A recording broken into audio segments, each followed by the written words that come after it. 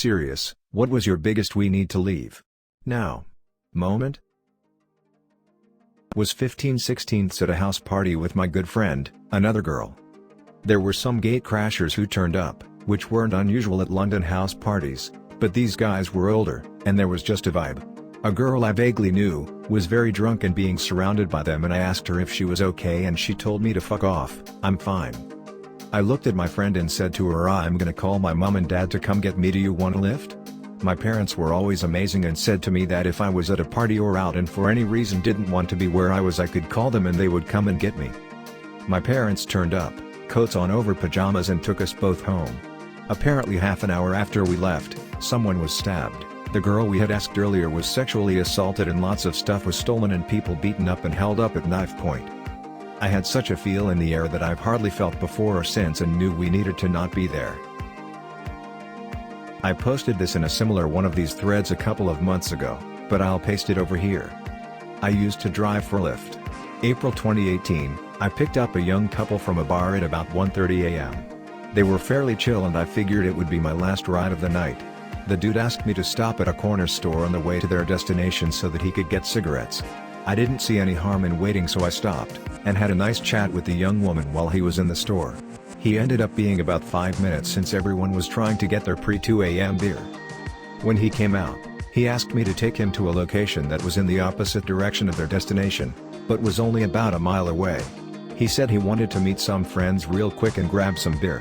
Since I figured it would be my last ride of the night, I said fuck it, why not, and drive him over there. Now, I know the town we live in fairly well, but the direction that we were coming from was not a way I was used to going when I would go to this location. So when I turned onto the destination street, I missed the turn into the complex parking lot. I just came to a complete stop since the roads were empty and asked them if they just wanted me to park on the street or pull into the complex. This is when the two of them started arguing, as he suddenly wanted to go in and hang out for a few minutes while she didn't want to go in at all. She just wanted him to do his thing and get out of there so they could go home. And then something hit my car. The sound is unmistakable to me, so I immediately started to look around to figure out what it was. But there were no other cars on the road, so that couldn't have been it. Then I moved to the next thing on my mental checklist: if something didn't hit me, then what did I hit? But that didn't make any sense either, as I'd been in park and couldn't have hit anything. It's at this point that the young lady's attitude completely changed. She just kinda looked around, and then said, "Can we just get out of here? It hurts and I want to go home." This was odd to me, as she'd been sitting in my car for about 10 minutes at this point and hadn't said a word about any kind of pain. She followed this up with "it hurts and I can't move," put her head to her back, and pulled it out covered in blood. What the fuck? So the guy starts freaking out, thinking that something in my trunk had exploded, but it was empty. As he reached over to tend to her, I noticed something white sticking out of the seat.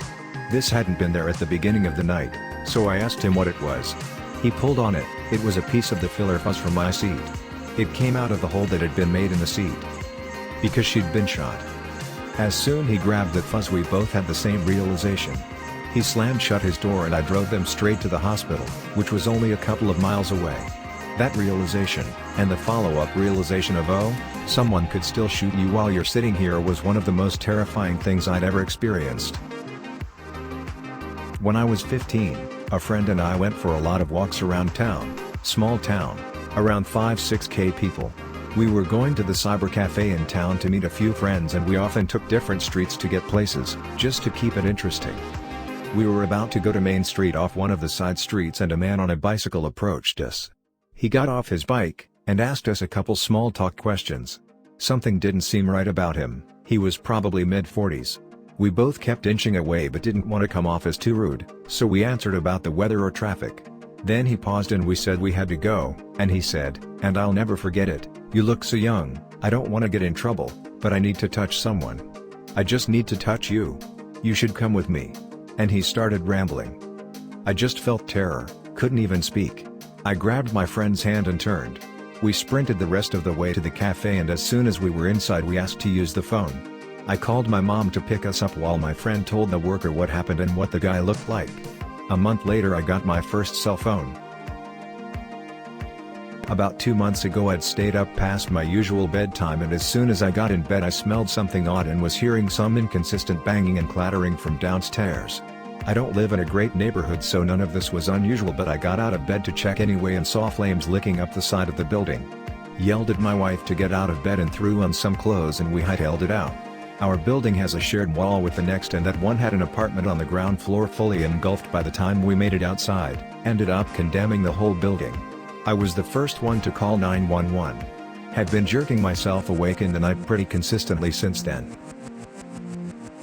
I was waiting for an Uber on the outskirts of Atlanta with a couple friends around 10 p.m. We were just shooting the shit after leaving a nearby restaurant and talking about what bar to go to.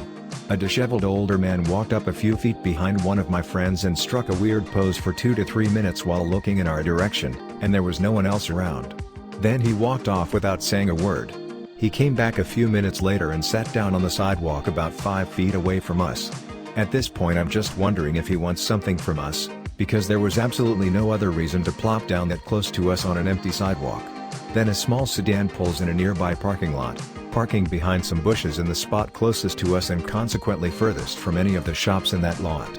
I only noticed because I happened to be facing that direction, but then saw 6 guys pile out of the sedan and immediately cross the street directly towards us.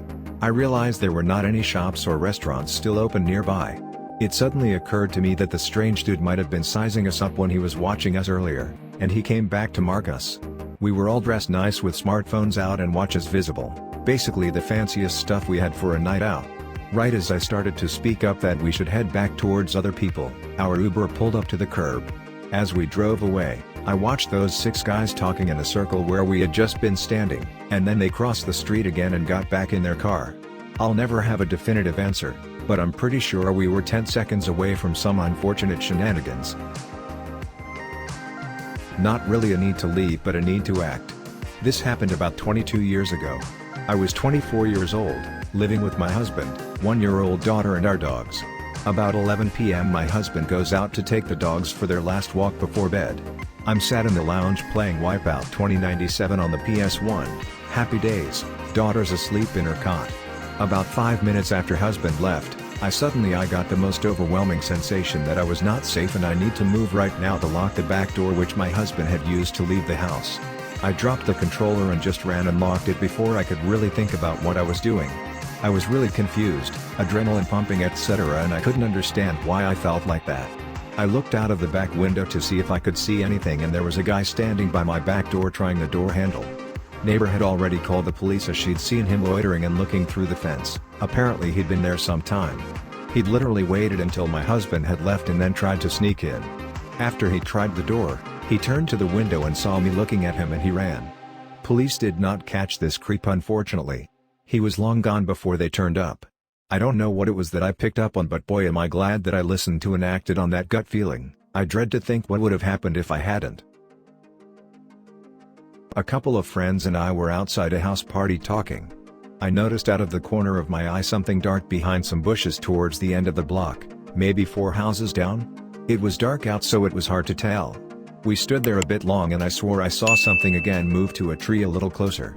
This wasn't the best neighborhood, heck my whole hometown isn't the safest, and I knew a couple people at the party were involved in some stuff, so I don't know if that entered my mind or what, but I got immediate goosebumps. I said let's go now. A couple of my friends looked at me weird, but later one told me they knew by the look on my face something was up. I apparently looked possessed. I had my keys so we ran to my car and got in. I didn't even let anyone get their seatbelts on, I just hit the gas. Based on the news stories, less than probably 5 minutes later a group of people shot up the house we were at, the others standing outside were severely injured or killed. Turns out a couple guys at the party were thought to have killed someone's family member and it was a revenge thing. This was over 20 years ago and I still get nervous if I'm standing around outside, especially if it's dark. I was in college when I had my first solo apartment. This guy across the hall would come over, or invite me over, and we'd hang out a few times. However, I would not call him a friend. One night he asks me to loan him some money. In addition to not wanting to loan him money, I don't really have any, so he proceeds to ask for a ride to see his girlfriend because she has some money for him. I agree. We arrive at her apartment and a small party is going on. When we walked into the party, everyone immediately shuts up and stares at us. He runs off to find his girlfriend, who I find out is his ex-girlfriend. It is awkward because I'm kind of this guy's friend by association, and I'm getting lots of angry stares. He gets into an argument with her and we are basically thrown out of this place. He then asks if I can take him to another part of town. He owes another guy some money and needs to go talk to him. We proceed to an unfamiliar part of town, and he instructs me to park in a fairly isolated spot. He explains that he doesn't want the other guy to see my car, because he might take it. He owes this guy money for gambling or drugs or something else bad, and he is way behind on his payments. I left him and spent the rest of my time in that apartment avoiding him. New Year's Eve in Moscow. I, dark-haired brown man, was drinking with my blonde white woman, in a bar getting friendly with some locals who tried their best to speak English. So friendly that one of them gave us a Matryoshka doll that he was going to give to his mother later that night. They seemed a little too friendly, and maybe they just were, but at one point I went to order more drinks and the bartender, who had been watching and serving us, gave me a stern look and said, "You should leave now." I found this a little strange and unexpected, so naturally tried to question what he meant, but his face was drop dead serious. He looked at the friendly group, then at my GF, then to me and repeated his words. I didn't really want to take any chances in Russia and wanted to see another bar anyway, so I grabbed my girl, the doll, and promptly left. Was in Mexico City with family including 2 daughters. Grabbed a cab on the street around 10 p.m. to take us back to the hotel. I was somewhat familiar with the area since we had been there 4 or 5 days already. Cabbie totally passes the hotel district and starts heading away from the part of town we were in. Streets were getting more and more residential. I demanded that he pull over and we GTFO and walked back to the hotel, probably 3 or 4 miles. He was probably just padding the fare, but I was not going to take a chance on being kidnapped, so we flew. Sknyle Versho catastrophe. I was 5-ish at a time, so it's my dad's story more than mine. You can Google the details, but long story short, my dad saw the plane jolt in the air, and he realized that something went wrong and started running and yelling at everyone else to run. I was sitting on his shoulders, so he just took off with me. The plane crashed into the crowd, killing 77 people, 35 or so children among them. Not us. I was a teenager and my male neighbor hired my preteen sister and I to clean his apartment. I was in the middle of doing the dishes when the guy started rambling about he didn't want to hurt us, but he had a good 12 inches. I told my sister we had to go now and she argued that we were not done and wouldn't get paid. I convinced her to leave and we ran home, where I told my dad what happened. Dad went and talked to the guy. I don't know what transpired between them, but later neighbor guy comes over with a black eye, apologized and paid us. Posted this before, but was very late to the party. I was on a date with a girl hiking a trail system that I knew like the back of my hand. Something felt weird but I shook it. We went and around sunset, we were going to swim in one of the deep pools in the creek. Maybe 2 miles into the trail I get the feeling again, and she's talking her head off, but I was just listening to everything around me. I told her to stop talking, and she looked at me very concerned. I just put my finger to my lips and listened. I heard something familiar but I couldn't place it. We never stopped walking. We came to the arroyo just before the creek pool, and I heard it again. By this time I knew. I told her we were going to walk to the clearing where the arroyo was at and turn around.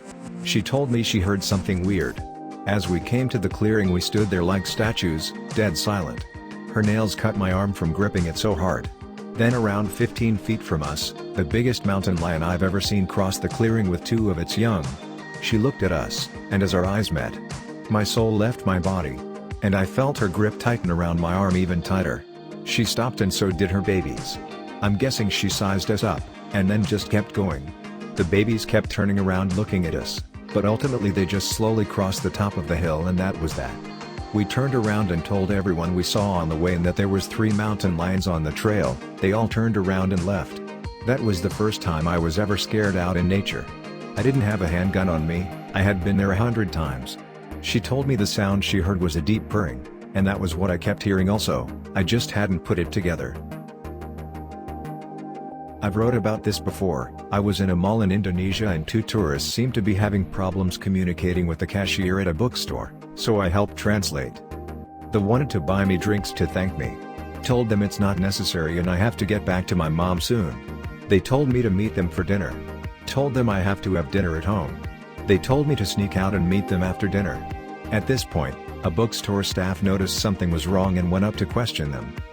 My sister and I dashed off while they were distracted. Continued wandering around the mall and realized they were following us.